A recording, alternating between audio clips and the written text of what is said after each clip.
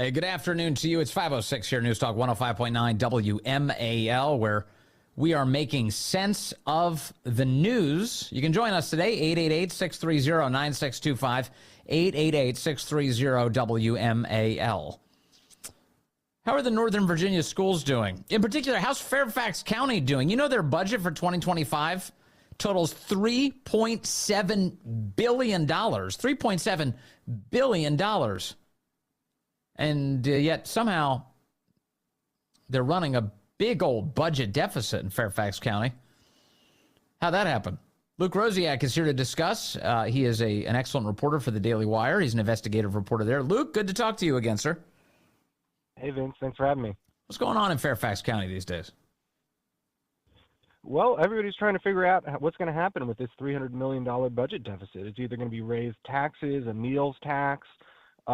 They're talking about cutting the fire department. The fire department union is sounding the alarm that there could be serious difficulties regarding decommissioning certain ambulances and fire engines that serve key areas. And this is obviously right after Los Angeles burns down. We're thinking about cutting our fire department.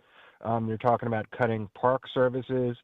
And now they're saying, I think they're going to use this to put that casino in Tyson's that nobody really wanted. And now they're going to say, well, you kind of have no choice but to take the casino because we're screwed. We're missing $300 million. And so one of the things that I think nobody is mentioning, but probably needs to be mentioned, is kind of the elephant in the room, is that Fairfax County Public Schools spent $158 million teaching migrants English this year.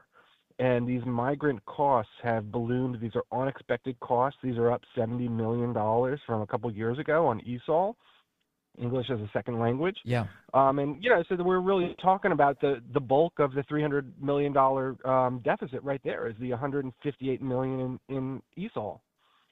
Right. So what you're saying is that you've identified a very obvious place that some cuts can be made in order to make it so that you don't have to raise taxes on the citizens of Fairfax County. Instead, you enforce the nation's laws, you cooperate with Immigration and Customs Enforcement, and you stop creating the conditions whereby we traffic human beings into the country and do it at public expense. Yeah, I mean, if the kids are here, we need to give them school, but they don't have to be here. And we should acknowledge that if we're talking about cutting the police department and cutting the fire department, we probably don't need to accept. They're acting like there's no choice, but there is a choice. And I think if we've gotten ourselves into a situation that requires such a wealthy county to consider cutting these essential services, something has gone wrong here, and we need to reevaluate what's gotten us into this position. So as is typical with these big corrupt government organizations, they have hired consultants now, as I understand it from your reporting, to help them figure out how they can not be in a budget deficit. What are the consultants doing, Luke? So the consultants, I believe, have been hired by the casino developers. Richmond advanced a bill to kind of explore building a casino in Tyson's again. And the casino consultants are trying to figure out the messaging. So they're saying, this is where we are. We've got a huge budget deficit. Would you rather have police cut? Would you rather have fire department cut or parks? Or would you want a casino that's going to bring in some revenue? But you don't have to look to the survey. There's other ways. I mean, Fairfax Times reported last week about these looming cuts to the fire department. These are things that the Board of Supervisors have been talking about. They'll probably wind up raising taxes rather than cutting anything. They'll probably try to do a meals tax. Mm-hmm. But there's a reason that we went from having a surplus to this mysterious $300 million deficit. And it involves, the schools don't want to talk about the cost of these migrant children because it justifies the school's budget. And so FCPS's budget keeps increasing even though enrollment is actually declining. And a lot of the Americans fled the school system after COVID and after critical race theory.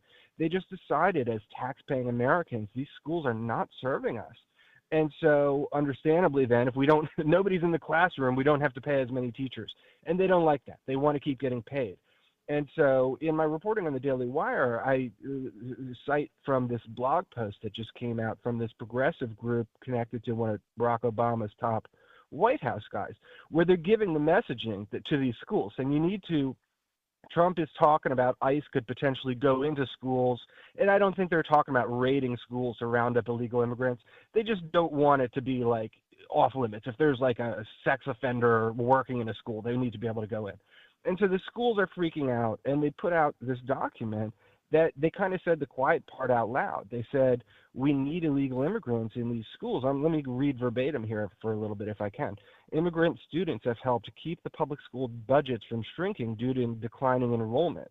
Public schools in the U.S. lost more than 1 million students in the last couple of years. New York City lost over 100,000. Chicago has seen 8 years of enrollment dips.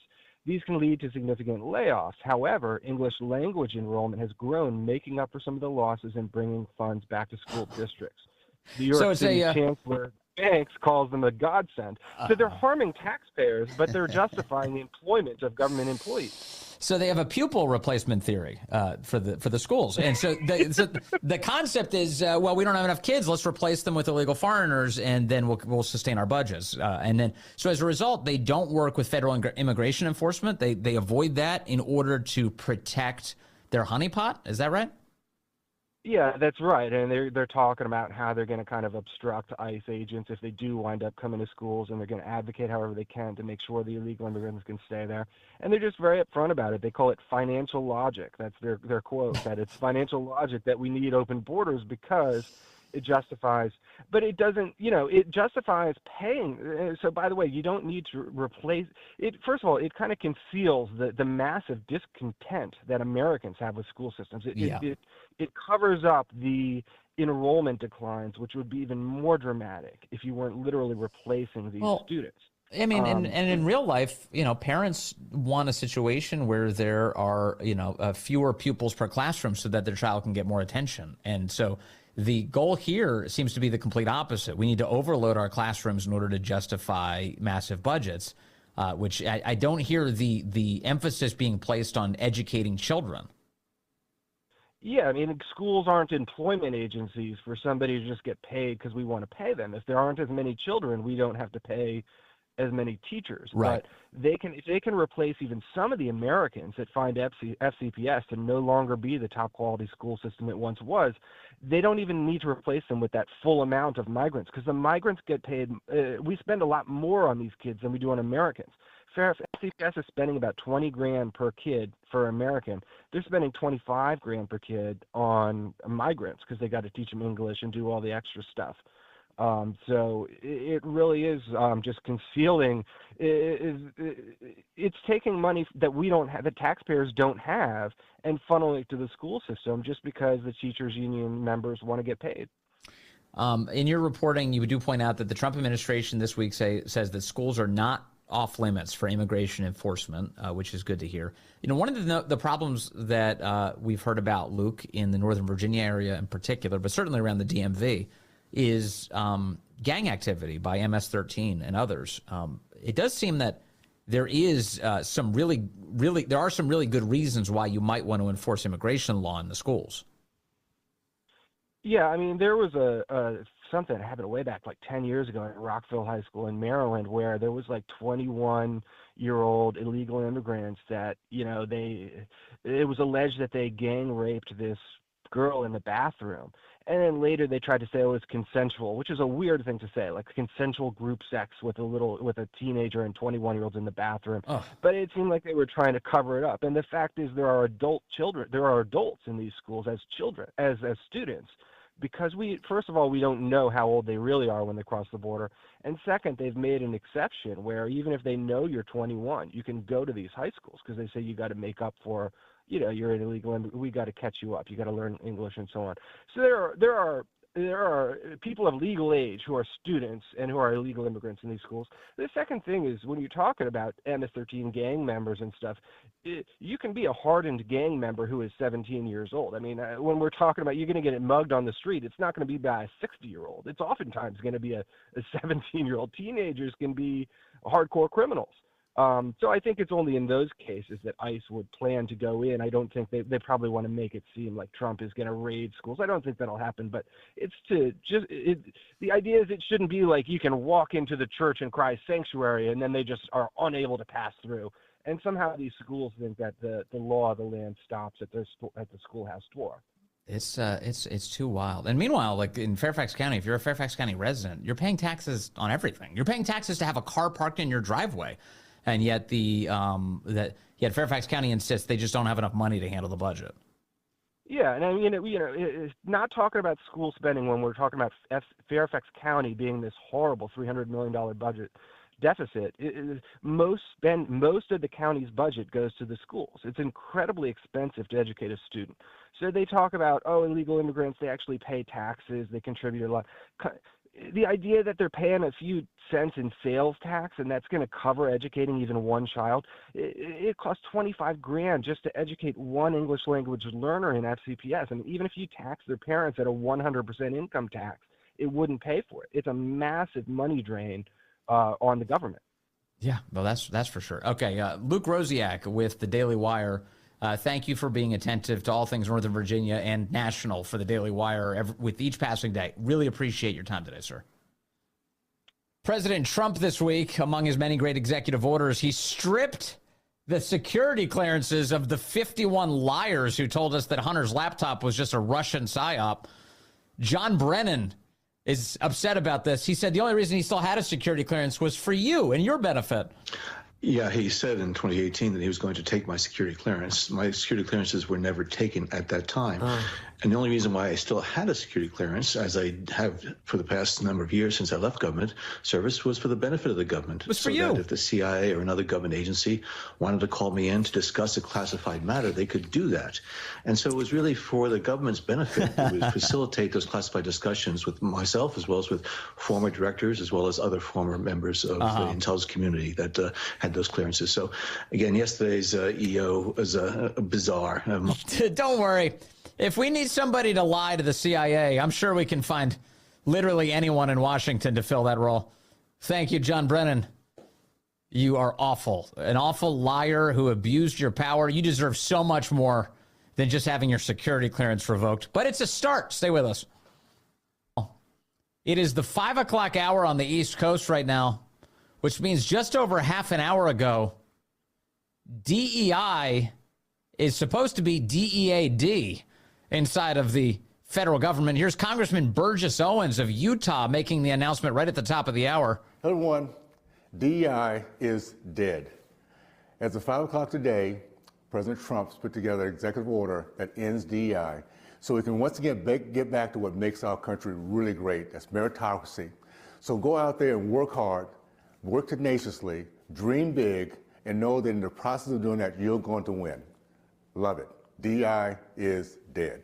Congressman Burgess Owens today celebrating that fact, although there is, it appears at this hour, some resistance to actually following the president's order here. So let me start with the memo that came out from the Office of Personnel Management yesterday, initial guidance regarding DEIA executive orders. This memo points directly to the president's executive order on the subject and tells all of the agencies that they need to shutter their DEIA offices, that each of these agencies should take prompt actions regarding the offices and agency subunits focusing exclusively on DEIA initiatives and programs. Specifically, agency heads should take the following steps. No later than 5 o'clock this afternoon Eastern, quote, send an agency-wide notice to employees informing them of the closure and asking employees if they know of any efforts to disguise these programs by using coded or imprecise language. A template agency-wide notice is attached as Appendix 1. In other words, how to communicate all of this. 2, send a notification to all employees of DEIA offices that they are being placed on paid administrative leave effective immediately as the agency takes steps to close and end all DEIA initiatives, offices, and programs. And finally, C, take down all outward-facing media, websites, social media accounts, etc., of DEIA offices. There's some other elements to this memo, but I think you get the gist of it. The Trump administration is now shutting all of this down. So where are we at this hour? Well, the United States Department of State has followed the rule. Remember, they actually have a Senate-confirmed secretary in Marco Rubio. Their entire DEI website, the Office of Diversity and Inclusion on the State Department's website, It's been removed. Now you get an error when you arrive at that page. Progress is underway. Meanwhile, at the ATF, the Bureau of Alcohol, Tobacco, and Firearms, Gun Owners of America this afternoon are pointing out that there's an effort to circumvent President Trump's executive orders going on at the ATF. To hide its DEI person, the ATF agency has quietly changed Lisa T. Boykin's job title. This is the woman who was the chief diversity officer. She's now described as senior executive. So they changed her title. Does that mean that they've changed her job functions? I guess we'll find out. But the Gun Owners of America is suspicious that this is a cover-up. Phil Holloway, the attorney who we've had on the program here before, he checked out Customs and Border Protection. He says it appears that they are hiding DEI under special emphasis programs on their website. So that could be, again, an effort to conceal that some of this DEI stuff will stay. Or, again, maybe they're getting rid of the words DEI on the website and also getting rid of the programs. We'll see. Robbie Starbuck posting today that an NSA whistleblower has alerted him that the NSA is attempting right now to hide their DEI program by renaming it the Equal Employment Opportunity and Accessibility Group. Robbie points out, as you can see, the training is the same, and within it you find DEIA as tradecraft. That's the quote, DEIA as tradecraft. In other words, there is still a lot of DEI going on, this baked-in government bigotry going on and not quite removed. Remember, you got to get rid of it. The president has so ordered. The Department of Health and Human Services has DEI employees. Kim Strassel over at the Wall Street Journal, she did the math. She figured out that HHS has 300 DEI employees alone working there. That is a bill to Americans of $40 million a year. You are paying $40 million of your precious money to these awful DEI people at HHS alone, 300 of them at least. And that doesn't count all the millions in grants that were also being pushed out the door. David Asman at Fox capturing that detail. But again, that comes to us from Kimberly Strassel at the Wall Street Journal. So lots of money to be saved here. You know the debt clock? You're familiar with the national debt clock on the internet? They have begun tracking Doge savings. Doge, the Department of Government Efficiency. If you want to nerd out a little bit today, go to usdebtclock.org. If you've never been there before, it's overwhelming. It's just, this is how much money the government is spending all the time and putting us deeper and deeper into debt. With literally each passing millisecond, the debt clock climbs by a lot more than I make. it's like so crazy. But on their website today, the Doge clock has arrived. And they describe it as the Department of Government Efficiency Advisory Commission. It's a real-time savings objective from reducing government waste, fraud, and abuse in federal government agencies. They claim that Doge so far, and I want to know more about this, has saved American taxpayers nearly $8.5 billion. I hope so. I hope that's true. I'd like to drill down on that, but right now there's a Doge clock going on here of real-time savings, so that'll be fun to keep your eyes on as Elon Musk and company continue their efforts to try and save you a couple of bucks and get this government under control. So the DEI initiatives are being purged right now. Anybody within the federal government who is still resisting, I really hope the Trump steamroller flattens them very quickly. So I like that memo. I mean, they really learned a lot from the first administration, didn't they? The memo from the Office of Personnel Management straight up says, if anybody is trying to conceal that they're retaining these bigoted programs, let us know. We have to know. That is your obligation to tell us, because we've got to get to the bottom of this. Really, really, really amazing. More on the border in a moment, and all of these deportations have begun. A lot of violent criminals have been picked up, which is exactly what we asked the Trump administration to do. Tom Homan leading that effort. But before we get there, Mike is in Gaithersburg and calling in now on line 5. Mike, good afternoon, sir. You're on the Vince Colonnade Show. Mike is not on the Vince Colonnade Show. That's a dial tone. Let's try one more time. Is he on line 5? There he is. Hello, Mike. How you doing, sir? I appreciate taking my call, sir. Yes, sir. No problem at all. Yeah, I'd just like to comment on the immigration thing. Me being the son of first generation born, my mom is Puerto Rican and my dad's from Spain, and he came to this country when he was in his 30s. And like my mom always told me, I'm in this country, you accept the values and you assimilate. You learn all the rules and what you call it, but you never forget where you come from. I don't force my identity. I speak fluent Spanish and everything else. And I will say this, back in the 70s and everything else, it was very racist.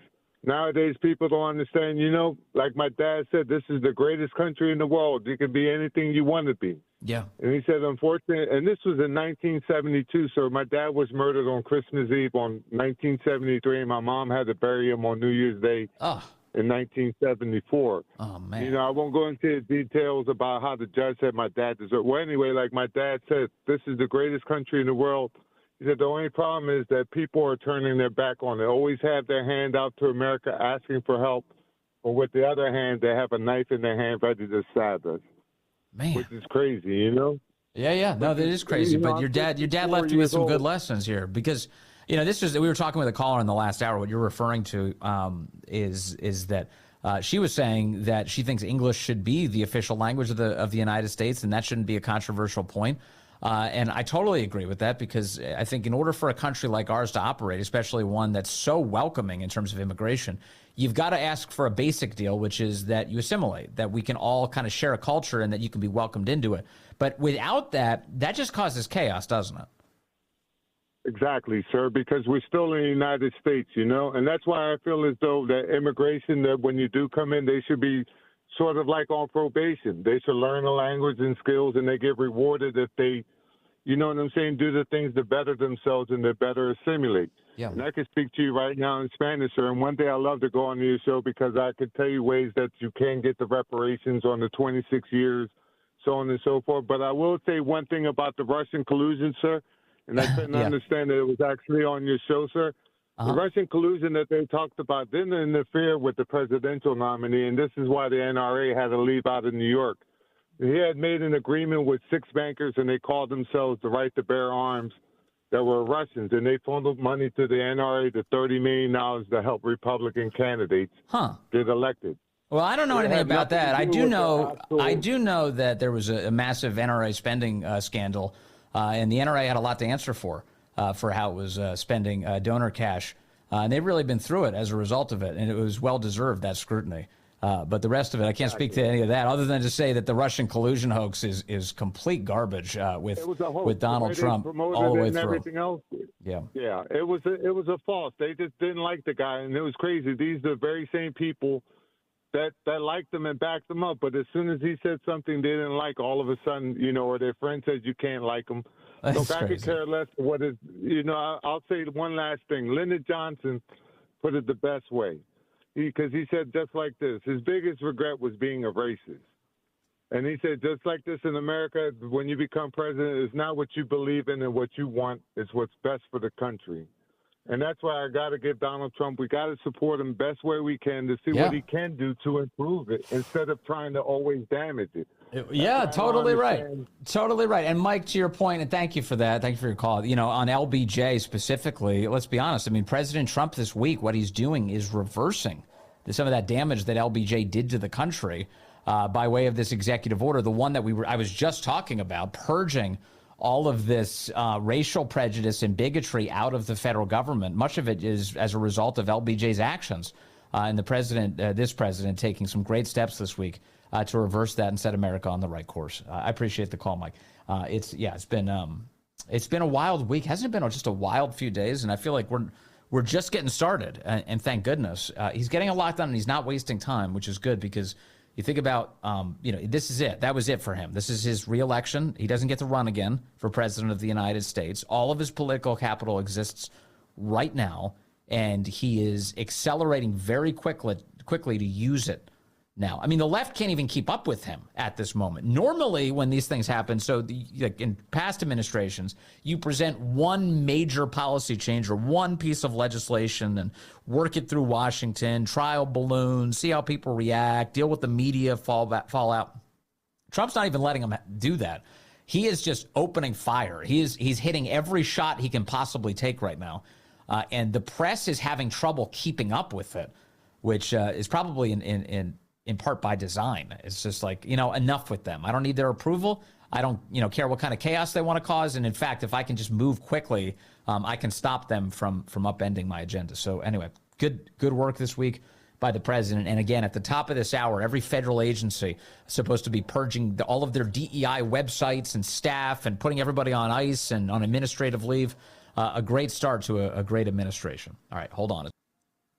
Yeah, we have a lot of breaking news pouring in because the Trump administration is moving very swiftly to fix things. Fox News reporting that the head of the Bureau of Prisons has been fired by the Trump administration. So that I guarantee amounts to meaningful progress.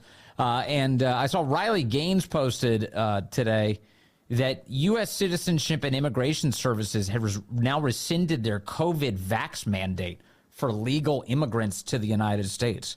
So if you're a legal immigrant coming in, you will no longer be subjected to a forced jab by the federal government, which is a really big deal. So the Riley Gaines sharing that today, pretty cool. As far as getting illegals out of the country, which Tom Homan is undertaking right now, and Immigration and Customs Enforcement doing raids all over the country as we speak, the American people wildly support this. In fact, CNN's Harry Enten, who's always funny, I like when he reads the polls off the screens. It's like one of the funniest things. You see over here, you see these numbers. They tell you the American people wildly support Trump. It used to be different, but now it's like this. And I was like, okay, Harry Enten. Deport all immigrants here illegally. I will note the ABC News poll asked about undocumented immigrants. So we have slightly different questions, but these were all taken within the last month. And there's real uniformity here. That's what I really think you see. You see real uniformity. Deport all immigrants who are here illegally. 55% of the New York Times. Marquette, 64%. CBS News, 57%. ABC News with a slightly different question, 56%.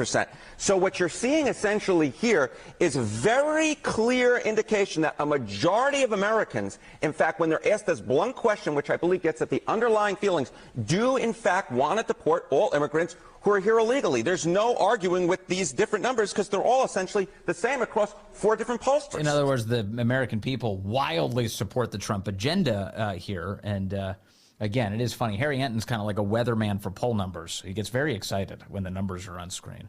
He goes, small numbers don't mean things are being very supported, but big numbers mean lots of people are supporting it. And we have a lot of big numbers right now when it comes to deporting everybody. Why do I sound like some sort of old-timey movie character? I don't know. But that's Harry Enten presenting that. I love that because actually in some ways Harry Enten segments break the spell that's going on over at CNN. They're like, how could anybody even support this? And then he introduces facts to the conversation. He's like, well, the American people support it. They're like, very interesting, Harry. Thank you. And then they move on. They pretend like he didn't say it. And yet he did. Because in that case, it's true. It's true. Stay with us. We're going to keep tracking all of these changes. A lot of upheaval going on in the federal government. I imagine we're going to get some TikTok videos from angry federal employees who were working in bigoted, destructive DEI jobs up until today. So that'll be good. We'll have that audio, I'm sure, coming up in the days ahead. And, just keep enjoying this moment. You're allowed to savor it as America heals a little bit. If you missed anything, check out the podcast, The Vince Coglianese Show. You can get it on WMAL or the WMAL app. Always good to have you with us, and always good to tell you that the great one, Mark Levin, is up next here on WMAL.